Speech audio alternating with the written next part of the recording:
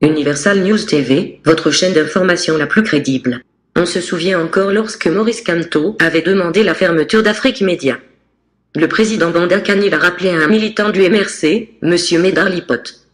Aujourd'hui, les militants du MRC apprécient l'existence de la chaîne panafricaine, Afrique Média. Le président Banda Kani s'interroge sur un tel revirement de veste. Lorsque les ambassades du Cameroun avaient été attaquées en France et en Allemagne par les militants du MRC, pourquoi Maurice Kamto n'avait-il pas condamné ces actes criminels? S'interroge le président Banda Kani. Écoutons maintenant l'intervention du président Banda Kani avec la modération de Manuela Siké. Écoutons. Président Banda Kani, on est en train de sortir, on a quelques minutes.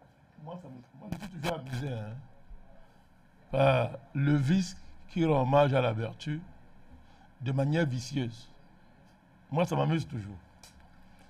Je veux rappeler à mon aîné Médard Lipote. Il n'aime pas, il ne peut pas prononcer mon nom. Moi, je prononce votre nom. Je voudrais vous rappeler que votre leader a demandé qu'on ferme cette chaîne. Il ne faut pas nous pousser à rappeler certaines choses. Vous avez demandé qu'on ferme cette chaîne. Et pendant que vous demandez, nous, militaires, pour la protection et la défense de cette télévision, pour l'instant, vous y êtes confortablement installé et vous dites merci à Afrique Média. Que votre leader, M. Kamto, a demandé de fermer. C'est parce qu'on s'était. Et les gens qui appellent d'Allemagne pour donner les leçons, je voudrais vous rappeler que votre champion a demandé qu'on forme cette chaîne. Je ne vais pas citer ton nom, comme tu n'as pas eu le courage de décliner ton nom. La modératrice l'a fait, mais moi je préfère m'en tenir au fait que tu n'as pas prononcé ton nom. Je ne te ferai pas l'honneur de te répondre au-delà de ça. Celui qui appelle d'Allemagne. Non, il ne sert à rien de faire le bain comme ça. Votre leader, les vidéos existent. Hein. Votre leader a demandé qu'on ferme la chaîne-ci. Président, ce n'est pas le débat. Non, parce qu'il ne faut pas que les gens nous poussent à rappeler certaines choses. Mais ce n'est pas le débat, voilà. Vous avez déjà rappelé. Donc, alors, il y a un téléspectateur qui nous a appelé à l'apaisement en convoquant un ensemble de choses. Ça me fait sourire. Le secrétaire général du MSC qui est là, un monsieur pour qui j'ai du respect. Lorsque les ambassades du Cameroun ont été attaquées, j'étais avec vous sur ce plateau d'Afrique Média. Je vous ai demandé à l'époque de condamner cela. Vous avez refusé de le faire à Mondovision. Vous êtes en face de moi. Les archives sont là. Vous étiez avec moi, monsieur Don Christopher. Je vous ai demandé de condamner cela. Vous avez dit que vous ne le ferez pas. Donc, on parle de quoi? Il ne faut pas que je dise qu'on me donne les leçons par rapport à cette affaire. Casser les ambassades du Cameroun. Attaquer physiquement le patriarche président dans son hôtel à Genève. C'est chercher la paix. C'est ça l'apaisement. C'est ça l'apaisement. Alors, celui qui m'a interpellé en anglais, mon ami, mon compatriote de langue anglophone, là, qui m'a interpellé sur la République d'un côté et le Soudan Cameroun. Puisqu'il dit que le débat, c'est les deux républiques, comme ils appellent, et le Cameroun. Mais moi, il n'aime pas dans ce débat. Moi, je ne connais pas de République et le Cameroun d'un côté. Moi, je connais le Cameroun. Pour moi, c'est une question de principe. Je n'aime pas dans ce débat. Mais je voudrais vous demander, vous, pourquoi vous ne parlez pas de du Northern Cameroun? Pourquoi vous passez seulement le temps à revendiquer le Soudan Cameroun? Pourquoi vous ne parlez pas du Northern Cameroun? Vos frères qui sont devenus Nigériens par un faux référendum des Nations Unies, pourquoi vous n'en parlez pas, vous? Mais si vous voulez parler d'un problème, parlez de tout le problème. Pourquoi vous divisez vous-même les anglophones entre les anglophones, Northern Cameroun, devenus Nigérians? Vous avez oublié ça? Vous ne parlez que du Soudan Cameroun. C'est pas possible. Si on parle de la question anglophone, c'est de tout ça qu'il s'agit. Il s'agit de tout ça. Ce fameux référendum contre lequel le président Aïe durant son temps avait porté plainte à la Cour internationale de justice pour dénoncer justement les conditions dans lesquelles ce référendum se sont tenus. Parlons aussi d'eux. Pourquoi vous les larguez de côté? Alors, moi, lorsqu'on nous traite que nous sommes hors sujet, mon aîné Médard Lipote a dit que nous étions hors sujet. Mais quand lui parle de la SDN, de l'ONU, tout ça, c'est le sujet, cher René. C'est le sujet. Donc toi, tu as le droit d'être hors sujet. Et nous, on n'a pas le droit d'être hors sujet. Ça a toujours été comme ça. Vous vous attribuez tous les droits. Vous les refusez aux autres. Quand tu convoques le SDN de consort, est-ce que tu es sur le sujet? Mais moi, je ne peux pas t'empêcher de faire ça. Il faut le faire, c'est normal. Alors, vous qualifiez les Camerounais de l'époque de peuplade. que c'est l'ONU et la SDN qui ont fait l'État du Cameroun. Mais ça me fait sourire. Vous confondez la prise en compte de lutte historique des Camerounais. Que vous piétinez. Vous dites que les Camerounais n'ont pas construit le Cameroun, que c'est une fabrication de l'ONU, machin et consorts. Vous oubliez les luttes historiques. 100 ans de résistance. On a célébré le centenaire l'autre jour. 100 ans de résistance. 100 ans, depuis 1900. Vous dites que non, le Cameroun c'est une création de l'ONU, c'est une création de la SDN. Ce sont les peuplades qui ont imposé un traité de haut niveau aux Allemands. Le traité Germano-Douala. D'un haut niveau aux Allemands. Au point où les Allemands ne maîtrisaient rien, ils ont préféré les pendre et les fusiller. C'était une proposition de co-souveraineté. Ce traité, c'était une proposition de co-souveraineté. Les Allemands ont préféré les pendre. Vous appelez ça peuplade. Les peuplades élaborent des traités de cette dimension. Vous les appelez peuplade. Un terme extrêmement péjoratif. Après avoir effacé toutes les luttes historiques de notre pays, pour dire que c'est l'ONU qui a fait le Cameroun, et pour justifier donc le fait que vous sollicitez leur parrainage pour mettre le Cameroun sous tutelle. Ça ne passera pas. Ça ne passera pas. Alors, moi, je parle maintenant de certaines choses. Je dis ceci. Moi, je reviens sur le retournement de veste. Moi, je ne vais pas laisser ça. Le retournement de veste. Je convoque ça parce que j'ai envie de faire un peu de morale à nos amis. Quand vous passez le temps à détruire les gens, à porter atteinte à leur moralité, en disant qu'ils ont retourné la veste pour de l'argent. Quand vous retournez la veste, on doit vous rappeler ça. Nous devons vous rappeler ça. Votre parrain moral, le cardinal Toumi, a retourné la veste 3 fois. Il vient de reconnaître que ce qui se passe là-bas n'est pas normal. Il a dénoncé la diaspora. Nous, on le fait depuis 3 ans, pendant que lui, le cardinal, soutenait ces gens. Soutenait ces gens. Vous voulez qu'on taise ça? Il ne faut pas jouer avec le Cameroun. Aujourd'hui, vous reconnaissez le chef de l'État du Cameroun. Votre secrétaire général dit que c'est le président de la République du Cameroun. Mais c'est bien. Vous avez refusé de le reconnaître comme tel. Vous avez organisé des marches pour placer au pouvoir votre champion. Ça a échoué. Maintenant, vous reconnaissez que le président Biya, c'est le chef de l'État du Cameroun. C'est un retournement de veste. Mais nous, on ne va pas vous insulter pour ça. Vous convoquez la crise post-électorale. Mais l'Union africaine attend vos preuves jusqu'à aujourd'hui. 60 jours sont déjà passés. Allez déposer vos preuves à l'Union africaine. Si vous croyez à la crise post-électorale, là, allez déposer vos preuves à l'Union africaine. Ça fait 3 mois, 60 jours, 64 jours. Les délais francs sont passés, mes chers amis. Il ne faut pas tromper les gens. Allez déposer les preuves là-bas. Donc, alors je termine en disant cette Emmanuel Sikrim. Oui. Mais parlant de mon ami anglophone qui m'a interpellé, j'allais oublier. Quel est cet ennemi vers qui on va loger quand on est en danger? Vous parlez de république, de francophones, tout ce que vous racontez là. Les populations anglophones, entre guillemets, vous parlez comme vous. Déplacés vont où? Chez les francophones. Et vous les appelez des ennemis. C'est vous qui voulez fabriquer un conflit qui n'existe pas. Les faits sont clairs. Si nous étions leurs ennemis, vous parlez comme vous, elles ne se réfugieraient pas chez nous. Et nous, on les accueille très bien, on les embrasse, ce sont nos frères. Bravo. Comment peut-on aller se cacher chez son ennemi? Mes chers amis, il faut arrêter ça. Oui. Donc, je termine. Oui, on nous accuse de violence, Madame Maniela. Défendre la loi de son pays qui protège tout le monde, y compris le secrétaire général du MRC, qui est un grand avocat. Lorsqu'il est en justice, c'est au nom de la loi du Cameroun. Défendre cette loi, c'est être violent.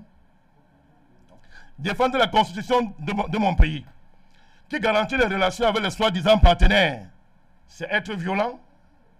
Défendre l'indivisibilité de mon pays, c'est être violent. Défendre la constitution du Cameroun, c'est ça être violent.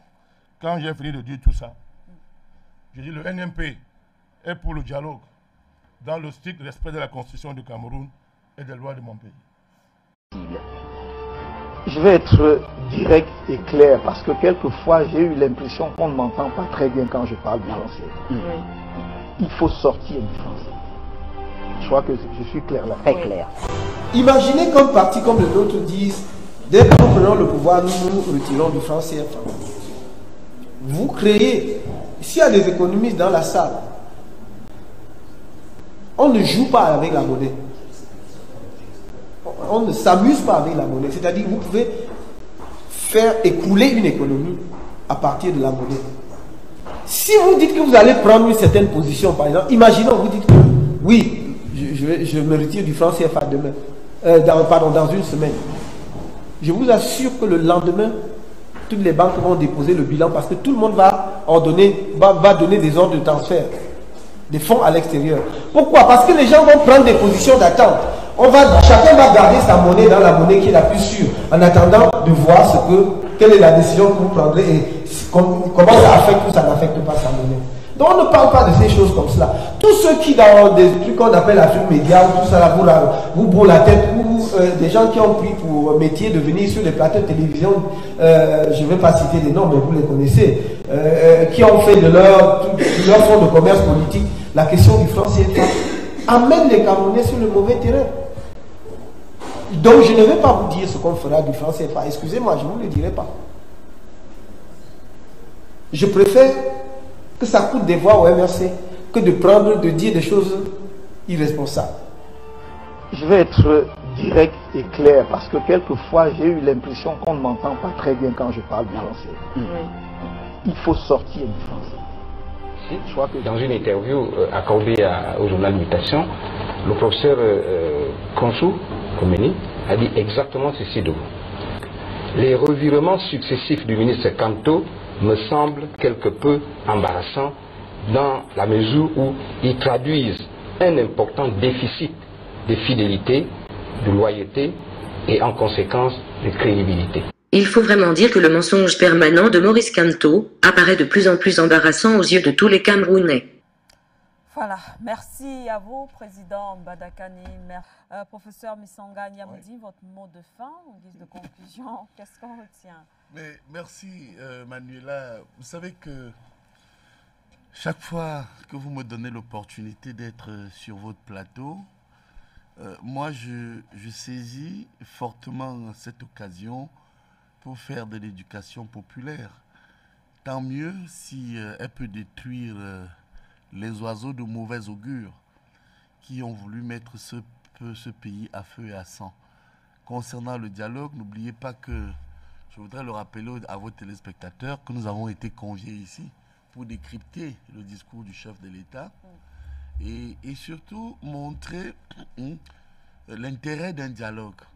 Je reviens d'une tournée avec la bénédiction du secrétaire général du comité central, Jean Côté, qui m'a quand même reçu avant ce départ pour une séance de travail qui a duré pratiquement 2h30, 3h. Et j'ai été également reçu au cabinet civil parce que le président en était informé. Et j'ai également eu cette bénédiction qui m'a successivement conduit dans beaucoup de pays à l'effet d'aller dire aux Camerounais de la diaspora que le chef de l'État tendait la main. Alors moi, une fois arrivé là-bas, la première surprise que j'ai eue dans les informations que j'ai ici reçues, c'est que le complot venait de l'intérieur et qu'il y avait une mobilisation très forte, d'abord, pour empêcher le président de la République d'exercer et de gouverner après ce que certains veulent appeler crise électorale. Ils confondent leur turpitude à une crise post-électorale. Il n'y a pas de crise post-électorale au Cameroun. Il y a eu une agitation, un hold-up qui a failli être fait par le MRC qui, de manière chimérique, a fait croire à l'opinion nationale et internationale. Alors qu'ils savaient eux-mêmes qu'ils ne pouvaient pas gagner cette élection, que vraiment il fallait tenter un coup de force parce qu'il y avait des agitations en Algérie et même ici à côté de nous, je dirais aussi au Soudan. Et c'était une stratégie bien marquée. Moi, j'ai reçu 80% de ceux qui ont inventé le concept sauvage et barbare de sardinard. Voyez-vous, du jour au lendemain, les gens s'asseyent, ils traitent comme ça tous leurs compatriotes qui soutiennent un régime de sardinard. Je ne sais pas si vous voyez un peu l'image et la prétention de cette posture fortement antagoniste qui a failli imploser le Cameroun. Et ils sont venus vers moi. Et je peux vous dire ici, Manuela, la main sur le cœur, que de retour de cette haute mission politique, à 99%, j'ai vu une diaspora silencieuse, engagée et qui souhaitaient que la main soit tendue. Et je peux vous dire, vérifiez-le avec tous ces groupes d'associations. Je ne suis pas seulement allé là-bas constater et écouter, mais je suis revenu avec des résolutions où ils voulaient ce dialogue. Ça a été envoyé avant le discours du chef de l'État, où ils ont décidé de faire le 9 novembre.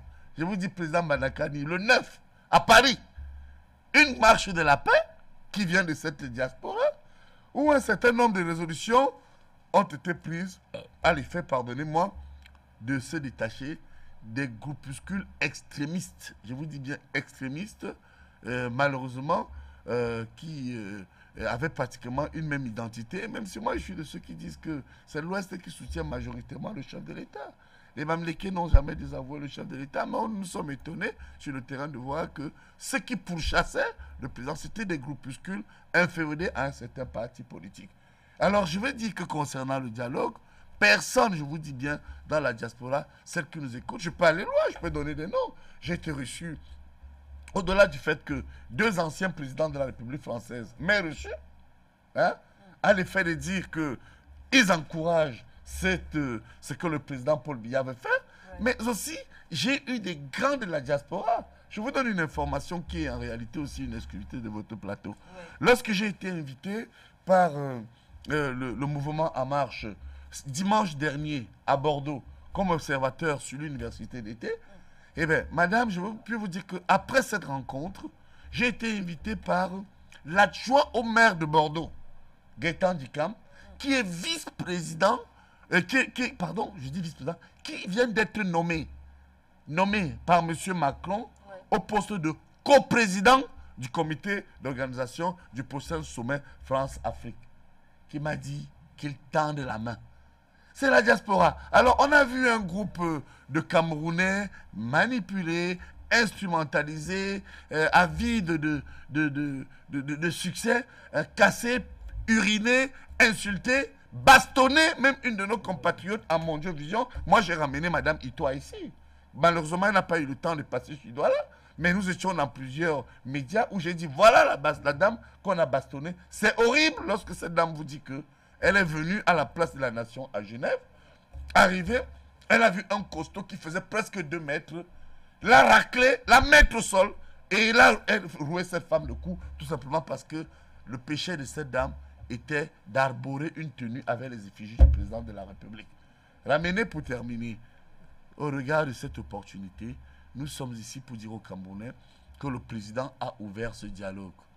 Que les gens qui lisent mal entre les lignes, je suis sûr qu'il y a des faucons, leur stratégie c'est de saboter. Parce que dans leur stratégie, il fallait faire échouer et rendre possible l'élection présidentielle.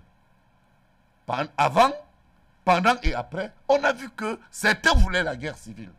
Maintenant que le peuple camerounais a résisté, avec des patriotes comme les Mbalakani, les Matomba, les Messanganyami et bien d'autres, nous avons résisté, eh bien, leur seul objectif est de faire des commentaires sur ce dialogue. Vraiment, je ne rentre pas la presse.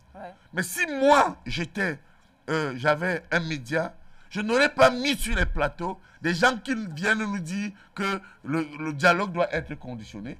Mais parce qu'actuellement, que les groupes de travail se mettent en place. Moi, quand je te mets, et je suis là-dessus, je suis parti de cette grande tournée. J'ai eu une grande interview à part une radio FM française où on m'a demandé, mais comment vous pouvez mettre, effectivement, il faut que je le dise, le deuxième d'une élection présidentielle peut se retrouver en prison.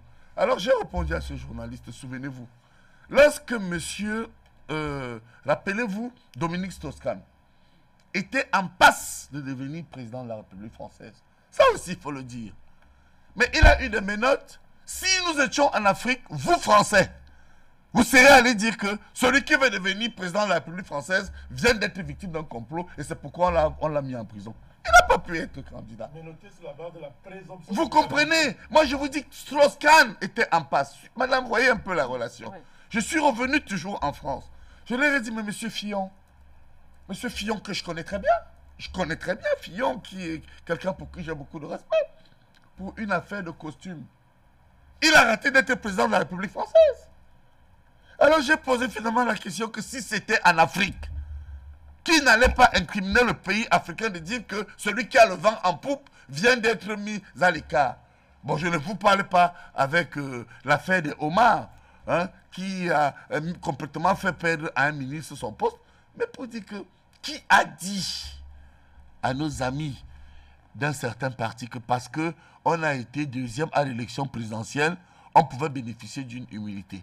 Et c'est pourquoi j'ai rejoint M. Matomba et bien d'autres pour dire que maintenant, nous sommes d'accord. Parce que le président Paul Biya l'a indiqué. Suivez bien. Non seulement il a impliqué la diaspora, mais il a dit les objectifs qu'on devait atteindre. Je vous les cite. Il a dit la paix, le vivre ensemble et l'unité nationale. Alors si, après que la justice ait fait son travail, on se rend finalement compte que l'amnistie, la grâce de certaines personnalités politiques peut être faite pour que le vivre ensemble, pour que la paix revienne et pour qu'on renforce notre unité. Moi, je pense qu'on va le faire. C'est pourquoi j'ai dit aux Camerounais, n'écoutez pas les oiseaux de mauvais augure. Ce dialogue était attendu, la diaspora sera là. Créer des groupes de travail, parce que, en fait, pour le président Paul Biya, tout ce qui peut contribuer à la paix et à l'unité ne sera pas exclu. D'accord. Merci à vous, professeur Messonga Nyamdine. Pour le professeur Messonga Nyamdine, tout ce qui contribue pour la paix ne sera pas exclu du dialogue. Défendre la loi qui protège les Camerounais et leur territoire n'est pas une violence. Défendre la constitution de son pays n'est pas un acte de violence. Défendre l'indivisibilité du Cameroun n'est non plus un acte de violence. Le président Bondakani est pour le dialogue mais dans le respect strict de la constitution du Cameroun. Voilà, du moins, l'essentiel à retenir de toutes ces analyses. Ici, Christine Muriel, correspondante permanente pour Universal News TV. Merci de suivre Universal News TV sur YouTube, nous vous rassurons que les informations que nous diffusons au quotidien sont suffisamment crédibles. Alors, n'hésitez pas à liker la vidéo si elle vous plaît, et si vous êtes nouveau sur la chaîne. N'oubliez pas de vous abonner et d'activer la cloche de notification pour ne pas rater nos prochaines vidéos.